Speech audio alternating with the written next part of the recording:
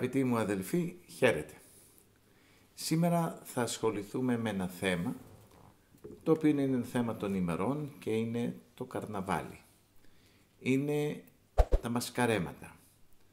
Είναι όλες αυτές οι εκδηλώσεις, οι οποίες σήμερα έχουν καταντήσει μία εμποροπανήγυρης και την εκμεταλλεύονται, θα λέγαμε οικονομικά, κάθε δήμος, κάθε τόπος, ώστε να κινηθούν τα μαγαζιά, να δουλέψουν τα μαγαζιά, να φέρει κόσμο στην περιοχή τους, να κινηθεί το χρήμα.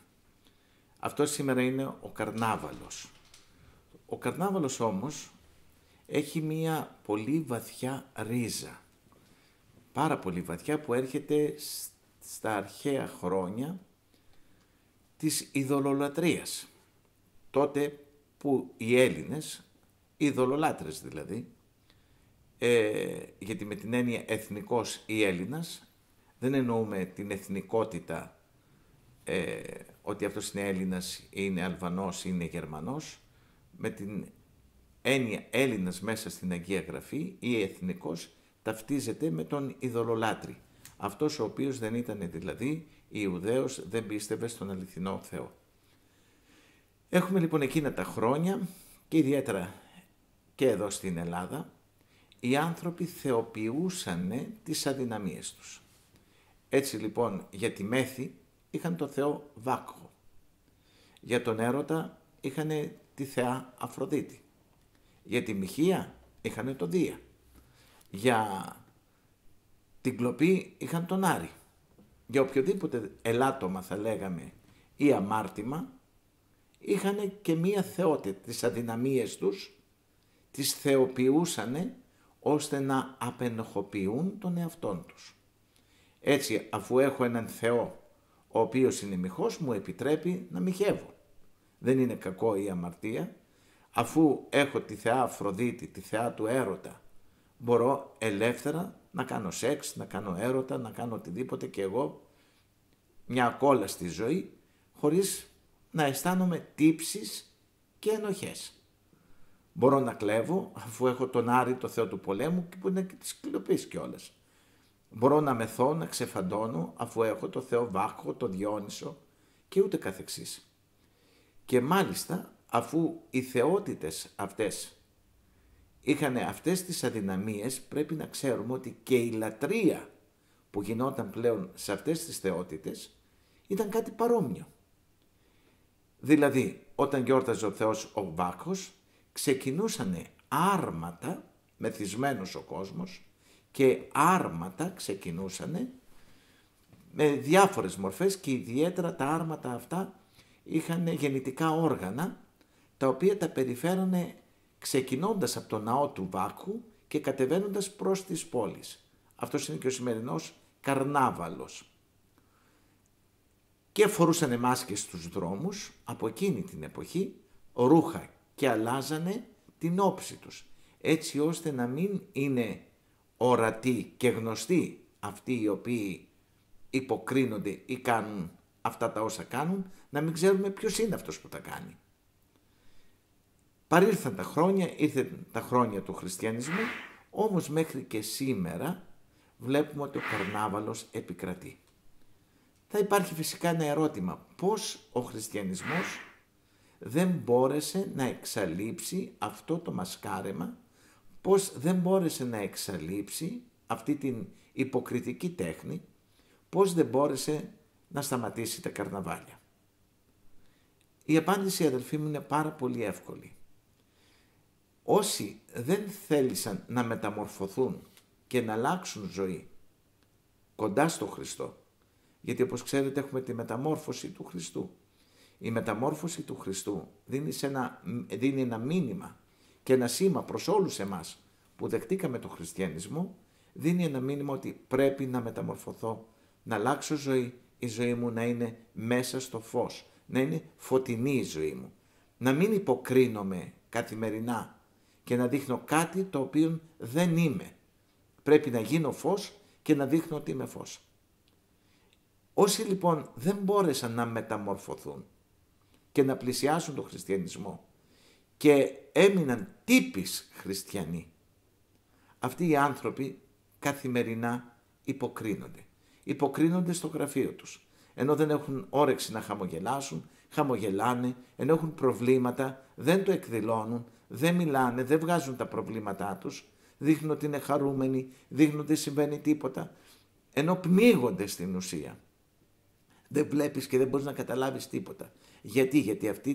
Γιατί αυτός ο άνθρωπος όλη την ημέρα κυκλοφορεί με μια μάσκα χαράς, χωρίς όμως να είναι ευτυχισμένος πραγματικά μέσα του, γιατί έχει όλα τα προβλήματά του.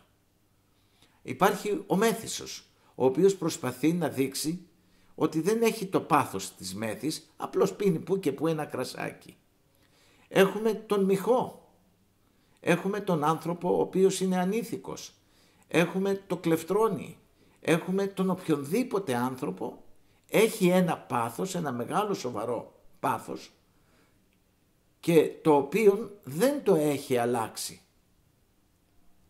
Και τι κάνει? Είναι αναγκασμένος όλη την ημέρα να κρύβει το πάθος του. Όλη την ημέρα να κρύβεται. Όλο το χρόνο. Υπάρχει μια μέρα που απελευθερώνεται.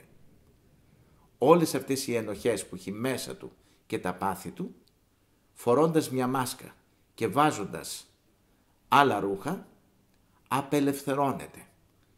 Είναι, θα λέγαμε, σαν να έχουμε μια κατσαρόλα, όπου επάνω έχει τη βαλβίδα εκτόνωσης, αυτές οι κατσαρόλες που βράζουν με ταχύτητα γρήγορα το φαγητό και μαζεύουν μέσα ατμό. Εάν δεν υπήρχε βαλβίδα εκτόνωσης, θα πετάγε το καπάκι και θα σκότωνε και άνθρωπο. Υπάρχει λοιπόν μια βαλβίδα εκτόνωσης αυτών των ανθρώπων στον ψυχικό τους κόσμο, που όλη την ημέρα υποκρίνονται. Φοράνε όλη την ημέρα μια μάσκα. Αυτοί που χαμογελάνε, που δείχνουν ένα ψεύτικο πρόσωπο και δεν είναι αυτοί που είναι. Και όταν το διαπιστώσει κάποιος, απομακρύνεται και από κοντά τους. Την ημέρα λοιπόν του καρναβαλιού, όλοι αυτοί οι άνθρωποι μαζεύονται εκεί για να απελευθερωθούν και να εκτονωθούν. Βάζουν τη βαλβίδα εκτόνωσης σε ενέργεια. Φοράνε τη μάσκα. Έτσι είναι πόρνοι, πορνεύουν, κάνουν οτιδήποτε θέλουν. Κλέβουν, πίνουν, μεθούν, βρίζουν, βλαστημούν, χωρίς ο άλλος να ξέρει ποιος είναι ο διπλανός του και εκτονώνεται. Εκτονώνεται. Έτσι λοιπόν είναι ένα ψυχικό πρόβλημα. Μια ψυχική κατάσταση, μια ψυχική ανομαλία είναι ο καρνάβαλος. Και γι' αυτό δεν νικήθηκε. Διότι οι άνθρωποι στην ουσία δεν γνώρισαν τον Χριστό, ώστε να αλλάξουν το πρόσωπό τους, να μπει πραγματική χαρά μέσα, να πολεμήσουν τα πάθη τους και αφού δεν μπήκε το φως του Χριστού μες στην ψυχή τους, υποκρίνονται ότι είναι χριστιανοί, υποκρίνονται ότι είναι πιστοί ή ότι είναι και άθεοι, δεν παίζει ρόλο, αλλά υποκρίνονται τους καλούς ανθρώπους. Ενώ στην πραγματικότητα μέσα τους είναι άλλοι. Φοράνε μια μάσκα καθημερινά και κυκλοφορούν. Αυτός ο άνθρωπος λοιπόν που φοράει την καθημερινή μάσκα, εκεί του δίδεται στο καρναβάλι η ευκαιρία να απελευθερωθεί. Φορώντας μια άλλη μάσκα και μια άλλη φορεσιά που δεν τον αναγνωρίζεις. Απελευθερώνεται. Έτσι λοιπόν η υποκρισία σε όλο το αποκορύφωμά της. Και επειδή ο άνθρωπος είναι τελικά υποκριτής, όποιος δεν γνώρισε τον Χριστό, υποκρίνεται, παίζει θέατρο, κοροϊδεύει, κοροϊδεύσομεν εαυτούς και αλλήλους. Όταν λοιπόν ο ένας κοροϊδεύει τον άλλον, φτάνουμε ακριβώς εκεί, χρειάζεται η βαλβίδα εκτόνωσης. Και αυτό το εκμεταλλεύονται οι δήμοι και όλοι οι υπόλοιποι για να κάνουν αυτή την εμποροπανήγυρη, τα μαγαζιά να δουλέψουν, τα ξενοδοχεία να δουλέψουν και ο άνθρωπος να αμαρτήσει ελεύθερα, να βγάλει τα πάθη του χωρίς να ξεφτελίζεται, διότι κανένας δεν ξέρει ποιος είναι κάτω από τη μάσκα που φορεί. Και γι' αυτό όσο δεν νικήθηκε η υποκρισία, αφού δεν την νικήσαμε, εμείς την υποκρισία, δεν γνωρίσαμε τον Χριστό, γι' αυτό βασιλεύει ο καρνάβαλος. Γιατί μέσα στην ψυχή μας υπάρχει τελικά η υποκρισία και ο καβαρναλισμός, το οποίο έρχεται, όπως σας είπα, από τα βάθη της αρχαιότητος. Εμείς δε οι χριστιανοί, αυτός που αγωνίζεται δεν πάει σε τέτοιες εκδηλώσεις. Δεν έχει ανάγκη να συμμετάσχει. Δεν έχει ανάγκη να βγάλει ή να βρει τη χαρά. Διότι γι' αυτόν η χαρά είναι ο Χριστός. Αυτός ο οποίος μέσα του είναι χαρούμενος, και γι' αυτό ο Χριστός πάντοτε όταν χαιρετούσε έλεγε χαίρετε. Και πάλι νερό χαίρετε. Να χαίρεστε. Και η χαρά είπε και δίδομη τη δική μου χαρά, δίδομη ημίν. Σας δίνω υπό Χριστός τη δική μου χαρά, όχι τη χαρά του κόσμου. Γιατί η δική του χαρά είναι αιώνια. Αυτή τη χαρά και το φως ας έχουμε μες στην ψυχή μας. Και τότε δεν θα είναι ανάγκη να υποκριθούμε, ούτε μάσκες να φορέσουμε, ούτε να συμμετέχουμε σε τέτοιες εκδηλώσεις που τις ρίζες τους τις έχουν στην ειδωλολατρεία, και εκείνος που χαίρεται και το απολαμβάνει μέσα στην όλη αμαρτία είναι οι δαίμονες και τα δαιμόνια. Εμείς τι δουλειά έχουμε να πάμε να προσκυνούμε τους δαίμονες? Σαν τον Άσωτο. Υπηρέτησε τα γουρούνια. Έγινε βοσκός γουρουνιών. Στους δαίμονες δηλαδή. Υπηρετούσε. Εμείς τι δουλειά έχουμε? Να τρώμε από την τροφή των γουρουνιών όταν έχουμε το μόσχο το σιτευτό.